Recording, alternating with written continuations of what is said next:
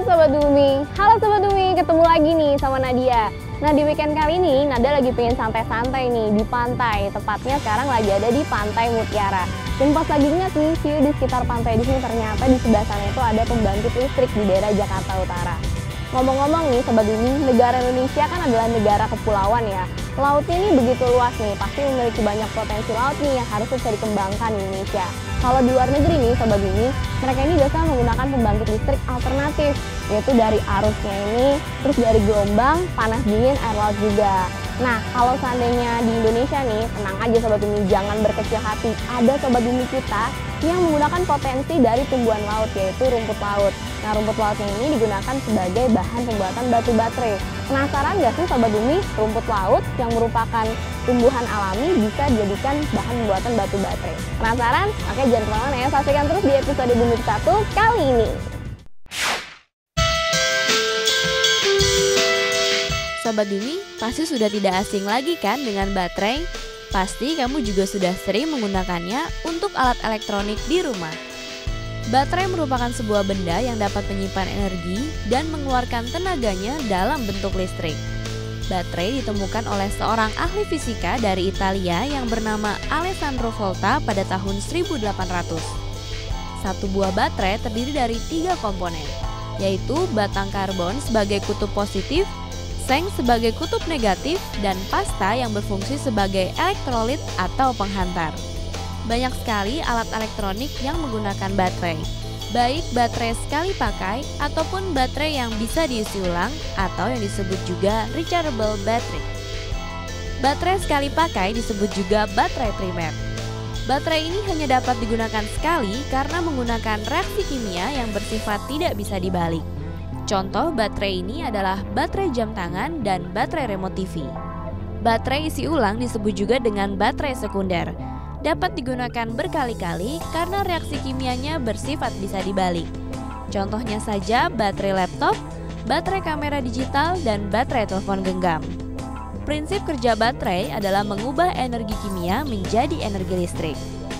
Kini pasta pada baterai ada alternatifnya. Berbahan alami, lebih ramah lingkungan dari tanaman laut, yaitu rumput laut.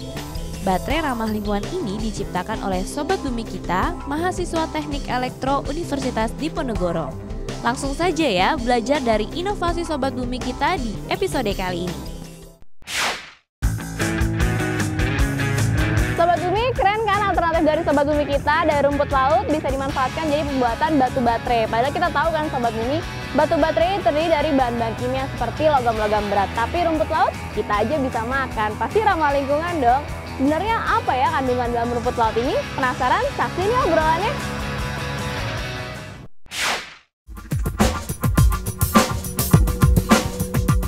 Halo Sobat Bumi, kenalkan nama saya Erwin. Saya dari jurusan Teknik Elektro Universitas Diponegoro. Di sini saya akan menjelaskan tentang proyek pembuatan baterai dari rumput laut.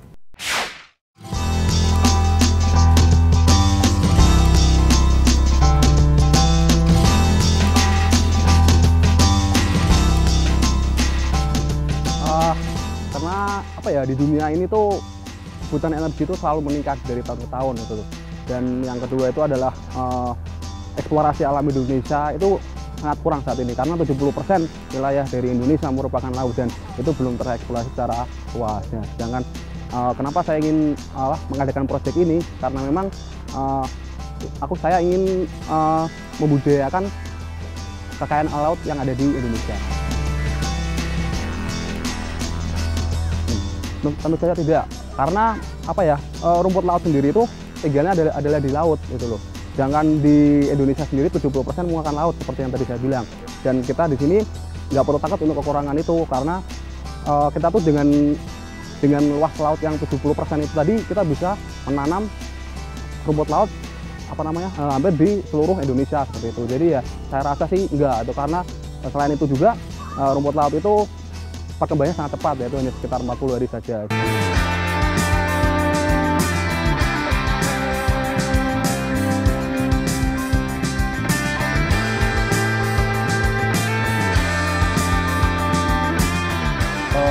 Rumput laut di Indonesia sendiri sebenarnya sangat banyak gitu. Dan saya membaca di beberapa paper itu buah rumput laut itu bisa menjadi biofilter dalam suatu ekosistem di laut itu, dan ketika dia menjadi biofilter dia tidak akan aman dikonsumsi.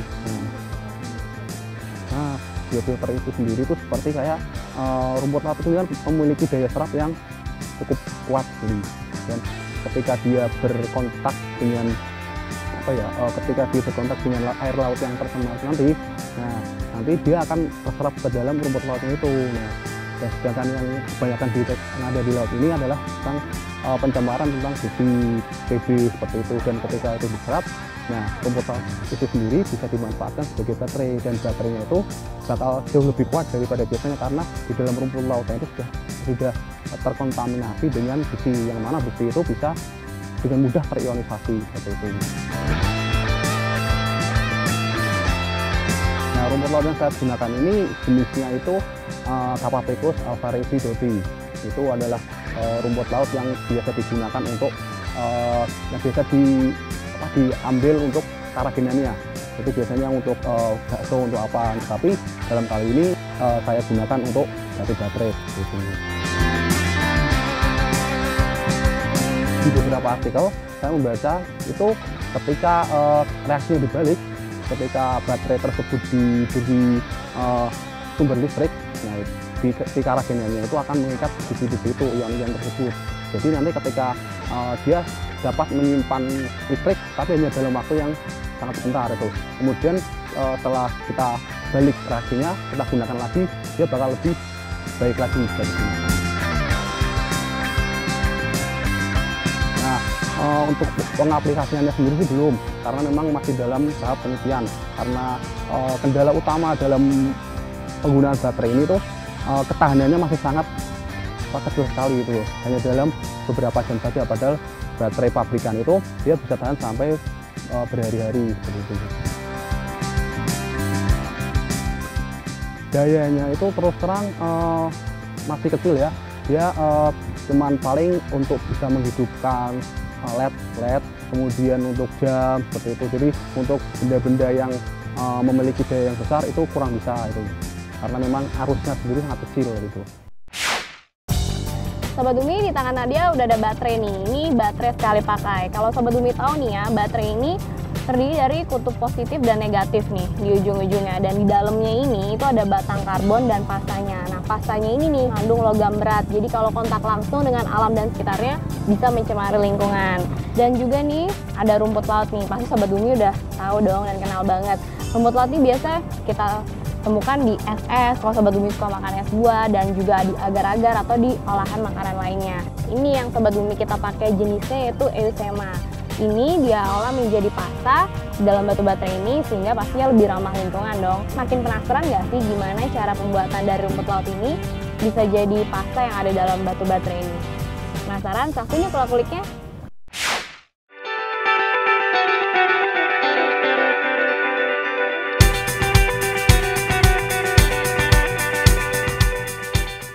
Pada sesi kali ini saya akan menjelaskan tentang bagaimana cara membuat baterai dari rumput laut. Nah, ini adalah bahan-bahan yang harus disiapkan terlebih dahulu. Yaitu adalah pertama adalah ini adalah rumput laut. Ya, ini rumput lautnya ini harus dalam bentuk basah ya. Kalau soalnya kering dia akan susah untuk dihaluskan. Gitu. Kemudian ini adalah baterai bekas yang sudah habis dan tidak terpakai lagi. Selanjutnya adalah yang harus kita lakukan adalah membongkarnya. Ini adalah baterai yang sudah dibongkar. Nah, ini adalah batang karbonnya. Terus kemudian ini adalah tempatnya. Kemudian selain itu yang kita butuhkan lain adalah ini. Ini merupakan ekstrak dari rumput laut itu sendiri. Jadi rumput laut itu direbus, kemudian hasilnya akan seperti ini. Ya. Setelah itu tentu saja yang kita butuhkan adalah multimeter untuk mengecek berapa tegangan yang dihasilkan dari baterai itu tersebut. Hal yang pertama harus dilakukan adalah rumput laut yang basah ini kita haluskan terlebih dahulu dengan menggunakan blender, dan hasilnya akan menjadi seperti ini. Ini adalah rumput laut yang sudah dihaluskan seperti ini, akan berbentuk lebih kecil-kecil. Sebenarnya tujuan untuk kita memilih kenapa basah itu karena agar mudah dihaluskan saja, karena kalau kering itu sulit untuk dihaluskan. Kemudian hal yang harus kita lakukan adalah mencampur ekstrak rumput laut tadi dengan dengan hasil halusan rumput laut tersebut ini. Yang pertama kita akan membentuk seperti bola, seperti padatan aja, langsung aja kita tekan-tekan seperti ini supaya padat.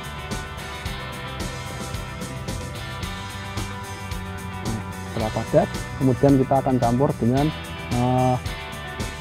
ekstrak rumput laut ini supaya tidak ada rongga ketika dipadatkan.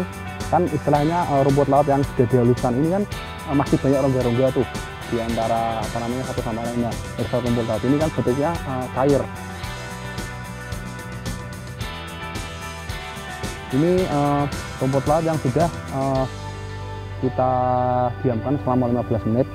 Kemudian hal yang kita lakukan adalah memasukkannya dalam baterai yang sudah tidak terpakai tadi gitu. Jadi kita langsung aja memasukkannya.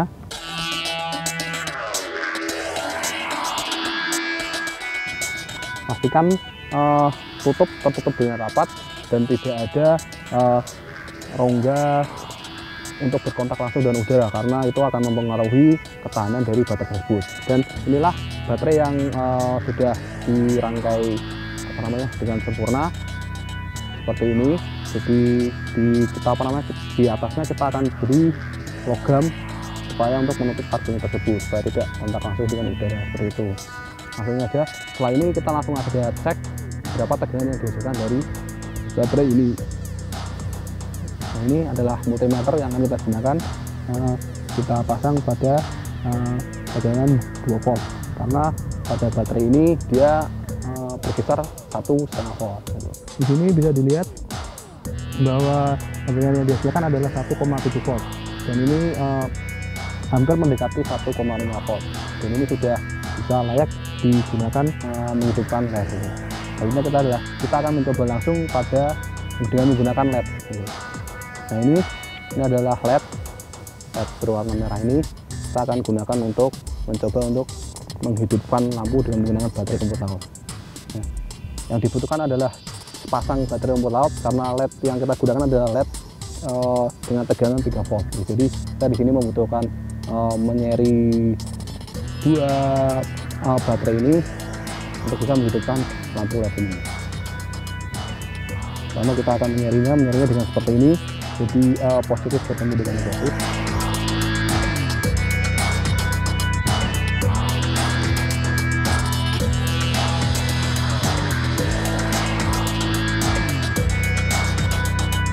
Ya, seperti yang sudah bisa dilihat ya bahwa dari sepasang baterai ini bisa menghidupkan LED. Namun nyalanya enggak sebagus pada baterai ini ya, karena memang banyak kendala-kendala dalam pembuatan baterai ini. Hasil penelitian yang ada bahwa kemarin saya sudah bisa mencoba bahwa baterai ini sudah bisa dicas.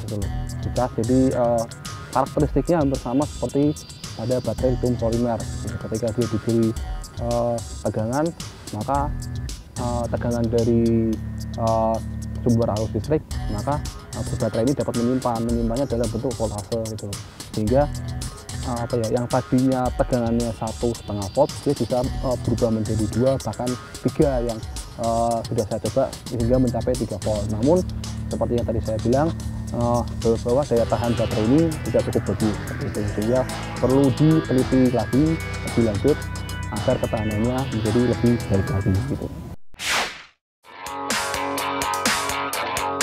Sobat Bumi, baterai memang sangat dibutuhkan dalam kehidupan sehari-hari. Tapi ternyata si benda kecil ini sangat berbahaya bagi lingkungan dan kesehatan bila dibuang sembarangan. Baterai bekas akan menjadi sampah dalam golongan B3 atau bahan berbahaya dan beracun karena mengandung logam-logam berat seperti merkuri, mangan, timbal, kadmium, nikel, dan litium. Logam berat ini bila menumpuk di lingkungan akan menyebabkan pencemaran air, tanah, udara, dan berbahaya juga bagi makhluk hidup di sekitarnya. Sampah baterai harus dikumpulkan terpisah dengan sampah lainnya karena masih membutuhkan penanganan lebih lanjut. Sayang Sobat Bumi, belum ada manajemen yang baik untuk mengelola sampah baterai di Indonesia. Satu-satunya instansi yang bisa mengelola sampah baterai dengan aman hanya Waste Management Indonesia atau WMI. Beda halnya dengan di Jepang. sampah baterai sudah dikelola dengan baik. Sejak tahun 2004, Pusat Daur Ulang Baterai Jepang atau JBRC telah mengupayakan dan mempromosikan daur ulang baterai. Caranya yaitu dengan mengedukasi masyarakat Jepang untuk menaruh baterai yang habis daya guna pakai di drop box yang terletak di beberapa lokasi seperti di toko. Nah Sobat Bumi, sampah baterai ini walaupun kecil namun penting untuk dikelola. Supaya lebih oke, semua pihak harus ikut serta.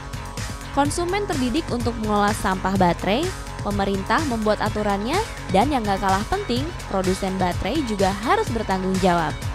Caranya yaitu dengan mengupayakan fasilitas pengelolaan sampah baterai. Setuju?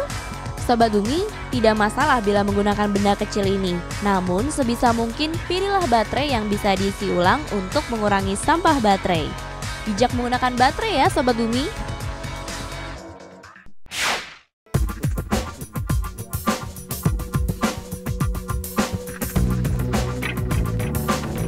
Untuk baterai saya ini itu lebih renewable istilahnya. Jadi untuk baterai biasa kan ketika kita sudah selesai itu kita buang, dan ketika dibuang itu dia dapat mencemari lingkungan. Itu karena di dalam baterai yang biasa dibuat pabrikan dia mengandung besi yang besi berat itu, sehingga dia tidak mudah terurai dengan tanah dan malah akan mencemari tanah. Sedangkan baterai yang saya buat ini dia dari rumput laut istilahnya. Rumput laut itu dia yang istilahnya masih bisa di tanah, ketika dia dibuang di tanah dia masih bisa mentolerir gitu. Dan ketika rumput laut itu habis dia bisa dicas lagi sehingga lebih renewable lagi dan lebih lama lingkungan ketika dibuang. Rumput laut sendiri kan ketika dibuat baterai dia akan bereaksi dengan karbon tersebut dan seng yang sebagai lapisannya itu, dan otomatis di dalam rumput lautnya sendiri akan akan terjadi perpindahan besi seperti itu, terionisasi lah. Dan hasil dari ionisasi itu nanti rumput laut tersebut akan mengandung besi gitu loh. Dan ketika dia dibuang dia hanya masih bisa mentolerir lah menurut saya. Masih bisa dalam tanah itu masih bisa mentolerir daripada baterai yang hasil pabrikan yang mengandung besi yang cukup banyak seperti itu. Yang ingin saya capai itu yang pertama itu saya ingin mengimbangi baterai hasil pabrikan tersebut dulu. Tapi untuk bisa mencapai ke situ itu perlu ada penelitian lebih lanjut lagi mengenai kandungan-kandungan yang ada di dalam rumput laut itu sendiri, kemudian metode apa yang harus digunakan untuk bisa mencapai ketahanan yang sama dengan baterai pada umumnya, terus kemudian juga bagaimana cara menanggulangi tentang limbah yang akan dihasilkannya nanti, terus bagaimana discharge-nya seperti apa, testnya itu supaya dia bisa baik seperti itu, kayak itu. Energi alternatif lainnya itu tentunya di Indonesia ini sebenarnya punya potensi yang sangat banyak sekali gitu. Seperti contohnya yang di belakang saya ini itu ada laut sendiri itu bisa menggunakan pembangkit listrik pasang surut gitu. Terus kemudian karena 70% wilayah Indonesia merupakan laut, sehingga kita juga bisa memanfaatkan biota-biota laut yang ada di dalamnya, seperti yang tadi saya utarakan itu tentang baterai rumput laut. Kemudian tentang panas matahari itu. Jadi dalam waktu 1 tahun ini Indonesia ini terkena sinar matahari itu hampir setiap hari gitu. Dan ketika di sini kita bisa memanfaatkannya dengan baik, maka saya yakin kedepannya Indonesia tidak bakal kekurangan energi lagi dan tidak akan ada pemadaman bergilir lagi seperti itu. Jadi Indonesia itu sebenarnya memiliki potensi yang sangat luar biasa sebenarnya.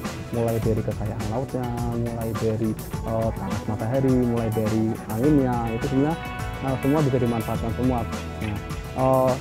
Tinggal kita aja bagaimana caranya kita mengadopsi teknologi-teknologi yang ada di barat sana, yang ada di negara lain, supaya bisa diterapkan di Indonesia ini gitu loh. Karena ketika kita mencoba untuk meniru teknologi yang ada di sana, kita akan dorong menjadi konstruktif terus gitu loh. Kita di sini harus bisa mengolah potensi-potensi alam Indonesia yang ada, supaya negara lain tahu dulu, oh ini Indonesia menciptakan ini, sehingga dia bisa mengeluarkan terobosan yang baru dan akhirnya akan diterapkan di seluruh dunia seperti itu dulu. Sobat Bumi, rumput laut ini termasuk golongan alga atau tanaman bertalus. Banyak nih jenisnya, seperti yang dimanfaatkan oleh Sobat Bumi kita. Banyak jenis alga, banyak juga dong ya potensinya. Seperti di Jerman nih, kira-kira jenis alga apa yang dimanfaatkan sebagai pemanas ruangan di apartemen? Penasaran kan? Saksiin yuk berita lingkungannya. Sobat Bumi, ada info baru lagi nih seputar sumber energi.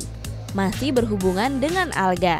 Tapi sebelumnya sudah tahu belum, alga ada berapa jenis? Kalau dilihat dari ukurannya, alga dibagi menjadi dua, yaitu makroalga dan mikroalga. Kalau di episode kali ini, sumber energinya berasal dari makroalga yaitu rumput laut. Di Jerman, para ilmuwan memanfaatkan mikroalga dari jenis alga hijau sebagai penghasil panas. Alga hijau ini dibudidaya pada bioreaktor yang sekaligus menjadi dinding pada bangunan apartemen. Jan Worm, seorang direktur sekaligus perancang bangunan, mengatakan mereka membudidayakan alga pada fotobioreaktor karena pertumbuhan alga yang cepat, bahkan 10 kali lebih cepat dari tanaman biasa. Alga ini diberi nutrisi, gas karbon dioksida, dan sinar matahari agar dapat melakukan proses fotosintesis. Dari proses inilah Sobat Bumi, akan dihasilkan energi yang dapat digunakan untuk memanaskan apartemen. Selain dapat menghasilkan panas, alga juga bisa dipanen dan dapat dijual ke perusahaan yang biasa menggunakannya untuk bahan suplemen, bahan kosmetik, atau digunakan sebagai biogas. Martin Kerner, seorang ilmuwan di Strategic Science Consult, mengatakan bahwa ide rumah alga ini berasal dari penemuan alternatif pengganti panel surya dalam menghasilkan panas. Namun, mereka mengakui teknologi ini masih sangat mahal. Untuk satu bioreaktor diperlukan biaya 700.000 euro. Namun, para ilmuwan masih ingin melakukan penelitian lagi agar teknologi ini bisa dinikmati semua orang. Gedung hijau ini terlihat sangat indah. Gelembung dan pertumbuhan alga yang cepat semakin membuat kita lebih dekat dengan alam. Sobat Bumi, sangat menginspirasi ya. Bagi kamu yang ingin mengetahui teknologi ini lebih lanjut, kamu masih bisa menyaksikannya di Gedung Pertunjukan Internasional di Hamburg sampai dengan tanggal 3 November 2013. Atau jangan-jangan kamu ingin menciptakan teknologi lainnya yang lebih murah? Ayo wujudkan! Sobat Bumi, udah tahu kan kalau sekarang kita jangan lagi nih buang sampah batu baterai sembarangan. Walaupun kecil, sangat berbahaya buat lingkungan karena bisa mencemari. Tapi tenang aja, kita masih bisa menggunakan batu baterai ini. Karena dari proyek Sobat Bumi kita ada nih batu baterai berbahan alami, yaitu dari rumput laut. Apalagi Sobat Bumi tahu kan, masih banyak banget nih pulau-pulau kecil Indonesia yang belum dapat akses listrik.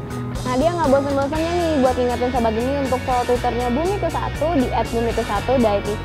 Jangan lupa komen-komennya seputar lingkungan, ditunggu ya. Dan saksikan terus episode-episode menarik lain ini setiap hari Minggu jam 15.30 pastinya hanya di Dai TV. Kalau gitu Nadia pamit dulu ya Sobat Bumi, sampai ketemu minggu depan. Bumi1, lestarikan selalu. Dadah!